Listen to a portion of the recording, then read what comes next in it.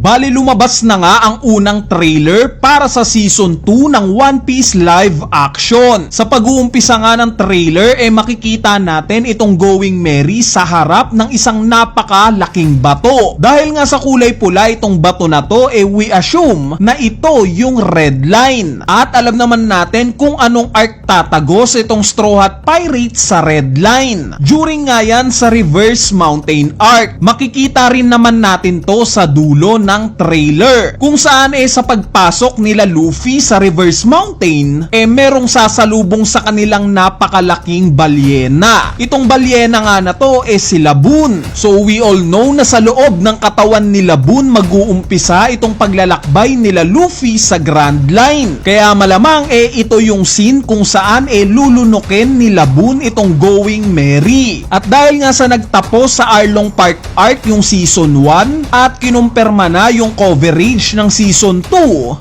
paniguradong saklaw nga ng Season 2 itong Reverse Mountain Arc na susundan ng Whiskey Peak Arc, Little Garden Arc, at finally itong Drum Island Arc. Sa sumunod na scene naman ipinakita nga itong isang mataong lugar. At since nakita naman natin na merong part dito na may pangalang Opera House, malalaman natin kaagad na yung lugar na to yung Log Town. Yes guys, ito nga yung unang arc na i-cover netong Season 2. Masasabi naman natin na itong Log Town ang isa sa pinaka-iconic na lugar sa kwento netong One Piece. Dahil may epithet nga itong lugar na to na the town of the beginning and the end. So bakit ganito yung pangalan ng lugar na to? Dahil dito nga mismo ipinanganak ang dating Pirate King na si Goldie Roger. At dito nga rin sa lugar na to siya mismo in-execute at namatay. Meaning may sneak peek na tayo ng lugar na to during Season 1 pa lang.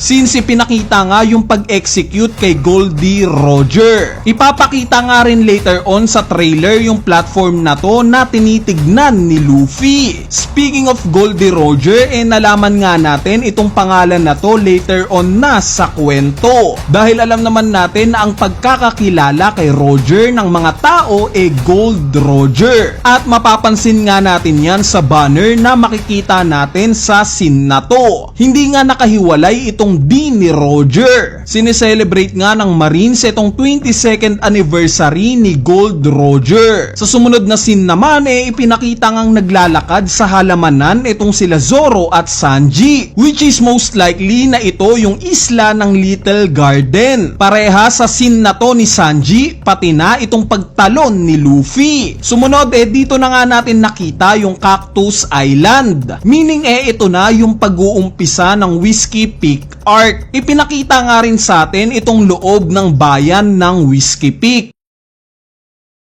Anyway, sa mga sumunod na scene naman, dito na nga tayo inintroduce sa mga bagong karakter ng parating na Season 2. Una na nga dyan, itong higante na si Brogy. Alam naman natin na parte itong si Brogy ng Little Garden Arc. Excited na nga rin akong makita yung partner niya na si Dory. Bali yung gaganap nga na Brogy si Brendan Morey. Next, nakilala naman natin itong babaeng nakaputi, which is si Miss All Sunday, or sa pangalang makikilala natin later on sa kwento bilang si Nico Robin. Itong gaganap nga sa karakter ni Robin si Lara Abova. Sikat nga siya sa role bilang si Mud ng movie na Anna. Sumunod namang inintroduce itong miyembro ng Marines na si Smoker. Siya nga yung tinis na huling karakter na ipinakita sa atin during Season 1. Yes, medyo awkward nga na merong dalawang cigar si Smoker. Pero sa mga hindi nakakaalam, related kasi dito yung Devil Fruit powers niya, which is yung Smoke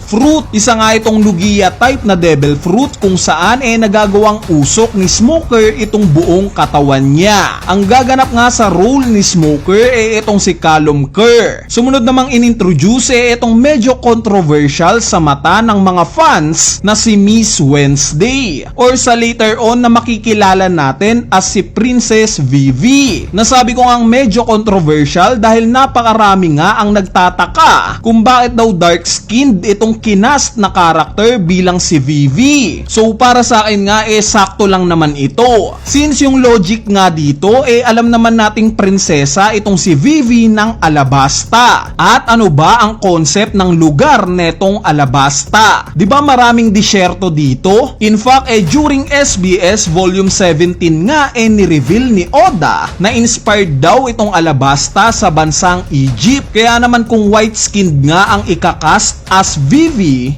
parang magiging kulang naman ata sa melanin yung karakter para sa isang disyertong lugar na prinsesa. Diba? Plus ang karakter nga nagaganap bilang Vivi si Charitra Chandran. Yung ethnicity nga niya isang Indian. So swak nga siya as Vivi dahil may pagka Middle Eastern nga itong appearance niya. Bali para sa akin nga napaka-crucial ng karakter ni Vivi all throughout sa Season 2 at sa paparating na Season 3. Dahil alam naman natin yung plot ng karakter niya during sa buong Alabasta saga. Sa mga nakalimutan na una nga nating makikilala itong si Vivi during Reverse Mountain Arc pa lang. Hindi ko na nga i-spoil pa kung ano yung rason kung bakit siya nandito.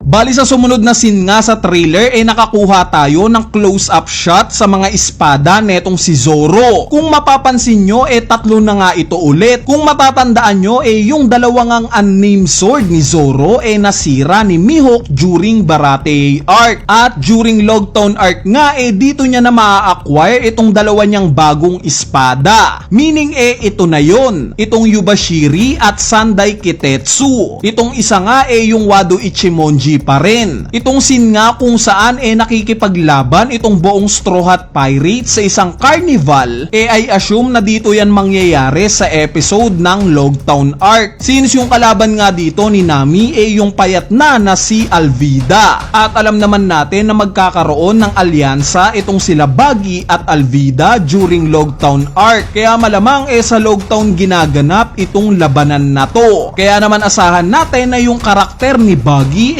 makikita pa rin natin ngayong Season 2. At syempre as I said, payat na itong si Alvida. At lastly, kinumpirma na nga na magkakaroon kaagad ng Season 3 itong live action, which is ipapalabas next year na in 2026. So dahil nga sa alam naman natin na yung pag-uumpisa ng Alabasta Saga saklaw netong Season 2 at confirm na nga na hanggang Drum Island arc lang itong Season 2, it makes sense lang talaga na yung Season 3 ipapalabas kaagad. Since konektado pa nga rin sa Alabasta Saga itong paparating na Season 3. Kaya naman hindi na ako magtataka kung itong buong Season 3 ng live action purely na i-cover lang itong buong Alabasta arc. Since napakarami ngang nangyayari sa arc na to. Bali pahabol nga nilabas na rin itong official poster ng live action ng Season 2. Makikita nga natin si Luffy na nakataas ang kamay at naka-peace sign. Obviously, pinoportray ni Luffy dito yung number 2 since Season 2 na nga ngayon. Bukod pa dyan, pwede nga rin natin tong i-interpret as letter V, which is sumasalamin sa unang letter ng pangalan ni Vivi. At pwede nga rin natin tong i-interpret as number 5 in Roman numeral, since letter V nga yung number 5 in Roman numeral. So bakit number 5? Dahil sa season nga na to natin makikilala ang ikalimang miyembro ng Straw Hat Pirates na ni-reveal na early on, which is yung doktor ng Straw Hat Pirates na si Chopper. Anyway, ayan na nga yung mga detalye sa ni-reveal na trailer na itong paparating na One Piece live action Season 2. Once na lumabas na nga yung buong episodes, asahan nyo na tatalakayin din natin ito. So yun lang, peace!